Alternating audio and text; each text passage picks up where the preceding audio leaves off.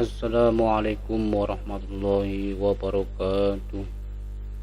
Bismillah, alhamdulillah, wassalatu wassalamu ala rasulillah. La hawla wa la quwata illa billah, amma ba'd. Kembali lagi di channel Jiwa Tutor, tempat berkumpulnya para YouTuber pemula. Seperti biasanya, dalam pertemuan ini saya akan menjelaskan yang berhubungan dengan YouTube ya.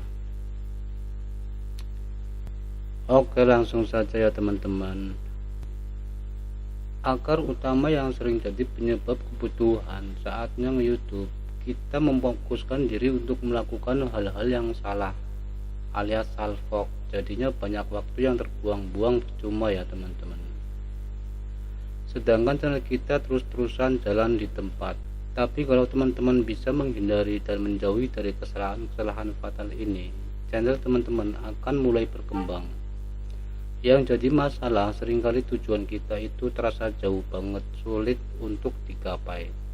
Ini karena kita berusaha untuk mencapai tujuan yang jauh dengan sekali jalan. Ibaratnya mau pergi ke Arab Saudi, tapi dari rumah langsung jalan kaki menuju Arab Saudi. Ini sudah pasti nggak akan nyampe-nyampe ya teman-teman. Untuk mencapai tujuan kita di YouTube itu bisa diibaratkan sebagai suatu perjalanan jauh. Dalam menjalankan suatu proyek, walaupun hanya sampingan seperti channel YouTube ini, saya selalu membuat pencapaian. Tentukan tujuan-tujuan kecil dulu karena lebih mudah untuk dicapai. Misalnya tujuan pertama adalah mencapai 1 subscriber, untuk kedua bisa 250 subscriber, terus 500 subscriber, dan selanjutnya 1000 subscriber plus 4000 jam tayang. Semakin ke kanan kita bisa set tujuan-tujuan yang lebih berat, misalnya dapat rata-rata 200.000 view per bulan, dan seterusnya. Tujuan-tujuan pencapaian kalian gak harus ngikutin ini, tapi disesuaikan saja dengan kemampuan dan kondisi channel teman-teman. Contohnya, kalau masih kesulitan dapat jam tayang, coba targetkan untuk bisa dapat 1000 jam tayang dalam sebulan.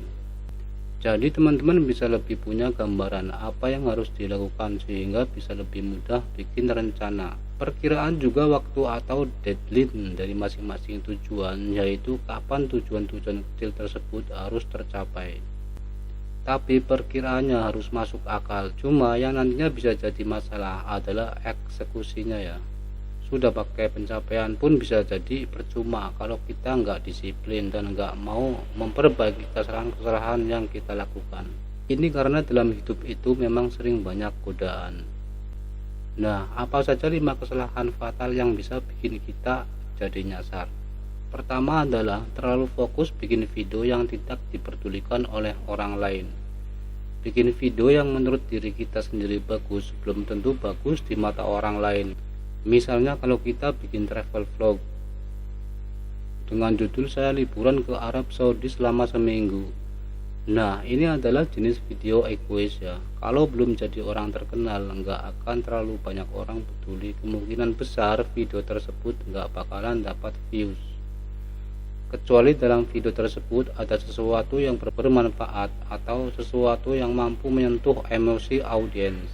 Nah, coba teman-teman tanyakan dulu pada diri sendiri, apa tujuan teman-teman bikin video dan untuk siapa saja video tersebut bisa berguna.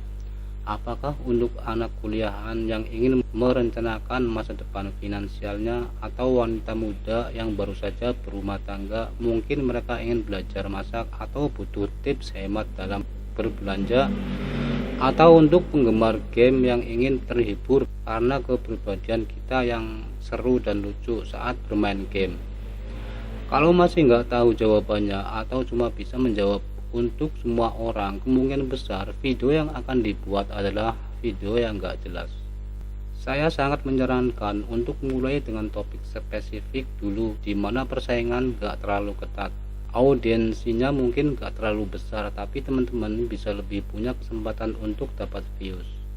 Kalau langsung masuk ke topik dengan audiens yang besar tapi tidak memiliki keunikan yang bisa ditonjolkan, apalagi subscriber masih sedikit banget dan citra kalian sebagai YouTuber belum terbentuk, maka akan sulit untuk bernafas karena terus-terusan ditonjok sama channel-channel besar. Belum lagi persaingan dari channel-channel ukuran sedang dan kecil pun biasanya kalau di topik yang super ramai itu sangat tinggi. Namun terlepas dari ukuran audiens yang kita target, ada satu hal lagi yang penting untuk kita tanyakan setiap bikin konten, yaitu apa yang harus dirasakan oleh audiens setelah nonton video yang kita buat. Apakah terinspirasi, terhibur, pikiran tercerahkan, tercengang, tertawa, terbahak-bahak, atau jenis-jenis emosi lainnya. Konten yang mampu menyampaikan emosi pada sebagian besar penonton kemungkinan besar akan bisa mendapatkan views. Jadi pelajari dan kuasai bagaimana kita bisa menyampaikan emosi melalui video. Kesalahan pertama ini kalau masih saja tidak disadari, maka channel kita terus-terusan sulit untuk berkembang. Dan biasanya memang menjadi pemicu kenapa banyak YouTuber pemula yang menyerah. Apalagi kalau dikomodasikan dengan kesalahan berikutnya, maka sebagai YouTuber teman-teman akan cepat tumbang. Kesalahan yang kedua, fokus hanya untuk mendapatkan AdSense dengan cepat. Semua YouTuber pasti pengen AdSense ya. Jadi juga sama, tapi jangan sampai buta sama AdSense YouTube ya. Itu nggak kayak kerja di perusahaan, dimana kita harus mengikuti semua instruksi atasan dan di akhir bulan kita bisa terima gaji. Sebagai karyawan kita harus menyelesaikan sebab pekerjaan-pekerjaan seperti riset audiens dan ide konten, script, development, syuting, edit video, copywriting untuk judul, dan lain-lain. Dan semuanya harus kita lakukan sendirian. Dan tentu saja semua itu berat, jadi teman-teman harus kasih waktu juga untuk diri sendiri supaya bisa adaptasi dan menguasai ilmu-ilmunya dulu. Penting untuk diketahui kalau diterima di YPP itu kita mulai dari nol rupiah ya. Artinya kita harus rajin bikin konten yang mampu mendapatkan views. Karena besar kecilnya AdSense itu ditentukan oleh RPM dan jumlah views. Jadi kalau mau rutin gajian, fokus kenali siapa itu audiens sambil terus asah skill dalam bikin konten yang menarik untuk audiens. Jadi yang namanya perencanaan konten, storytelling, shooting, dan video editing adalah ilmu-ilmu yang harus terus diperdalam kalau memang mau jadi konten kreator yang sukses. Kalau sudah bisa bikin konten yang menarik, jam tayang pun bakal mulai berkembang. Skill pun akan terus meningkat dan yang namanya AdSense bakal ngikutin. Pas awal-awalnya YouTube, kesalahan lain yang saya lakukan yaitu kesalahan ketiga adalah terlalu fokus cari cara untuk mengakali algoritma YouTube. Padahal algoritma YouTube itu mengikuti keinginan audiens, walaupun nggak 100% akurat ya. Jadi dengan fokus bikin konten menarik bagi target audiens, respon dan interaksi yang saya dapatkan bisa cenderung positif. Nah, kalau begini algoritma pun akan merekomendasikan dengan sendirinya. Jadi nggak perlu diakal-akalin dan nggak perlu juga buang waktu untuk cari trik-trik jalan pintas terbaru. Yang saya sarankan untuk dipelajari adalah cara melakukan riset audiens dan topik menarik serta dasar dari copywriting. Copywriting itu adalah teknik penulisan dalam periklanan supaya konsumen lebih tertarik untuk membeli produk yang diiklankan. Nah, skill copywriting ini sangat membantu saya dan mendapatkan rasio klik tayang yang lumayan tinggi. Satu lagi yang paling penting adalah durasi tonton rata-rata. Kalau views dengan klik video kita cuma nonton sebentar, berarti videonya nggak rame ya. Kesalahan yang keempat yang bikin channel YouTube itu sulit berkembang adalah tidak memiliki strategi sebetulnya.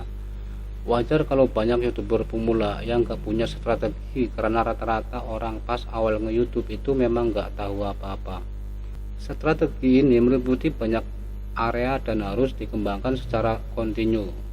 Beberapa strategi nge-YouTube yang penting untuk diketahui itu meliputi konten tutorial dan pembelajaran untuk nge-YouTube. Untuk YouTuber pemula, awalnya ke fokus strategi konten dulu aja ya, sambil sedikit-sedikit diikuti. Untuk bikin strategi konten harus kita awali dulu dengan mengetahui siapa target audiens. Selanjutnya kita tentukan beberapa subtopik atau kategori konten. Kalau misalkan topik utama kita adalah berkebun, subtopiknya bisa berkebun di halaman rumah, menanam buah di rumah, menanam sayur di rumah, serta peralatan perkebunan. Nah, dari tiap subtopik kembangkan lagi menjadi banyak konten. Dari subtopik menanam buah di rumah saja sudah banyak ya konten yang bisa dibuat karena ada banyak jenis buah yang bisa ditanam di rumah. Kesalahan yang kelima, tidak mau belajar membaca analitik. Kalau dari pengamatan saya, banyak YouTuber pemula yang anti terhadap analitik itu. Kalaupun sudah tahu cara baca analitik, cuma dibaca doang terus dicuekin, itu memberikan kita analitik yang cukup detail, bukan untuk dibiarkan begitu saja, tapi untuk dimanfaatkan sebaik mungkin ya, karena memberitahu kita apa saja yang harus diperbaiki. Kalau nggak pakai analitik jadinya kayak main tebak-tebakan ya, kadang benar tapi seringnya salah. Di bagian jangkauan kita bisa tahu dari mana saja viewer datang untuk nonton video kita dan seberapa besar ketertarikan viewer untuk ngeklik dan nonton video kita. Kalau misalkan viewer memang tidak terlalu tertarik, ya berarti topik videonya, judul atau thumbnailnya nggak bikin banyak orang tertarik. Nah, langkah selanjutnya tinggal perbaiki cara kita mencari topik video serta cara bikin judul dan thumbnail supaya bisa benar-benar menarik perhatian audiens. Di bagian interaksi kita bisa lihat apakah viewer dengan klik itu benar-benar nonton atau tidak. Kalau rata-rata viewer hanya mengklik doang tapi nontonnya cuma sebentar, berarti memang videonya nggak rame. Nah, kalau kayak gitu jangan sakit hati, tapi jadikan pelajaran supaya video selanjutnya bisa lebih bagus dan lebih ramai. Kalau ada yang nge-like atau nge-share walaupun cuma 3% dari total viewer yang nonton, berarti ada indikasi kalau video kita itu ada yang menyukai. Kalau sama sekali nggak ada, ya berarti masih banyak yang harus diperbaiki. Sebagai YouTuber jangan hanya terpaku dengan jumlah view saja ya, tapi lihat juga data-data lainnya di analitik, lalu evaluasi, karena kalau kita melakukan hal yang sama terus-terusan ya hasilnya juga gitu-gitu saja ya. Sampai di sini saja, semoga videonya bermanfaat dan saya akhiri. Wassalamualaikum warahmatullahi wabarakatuh.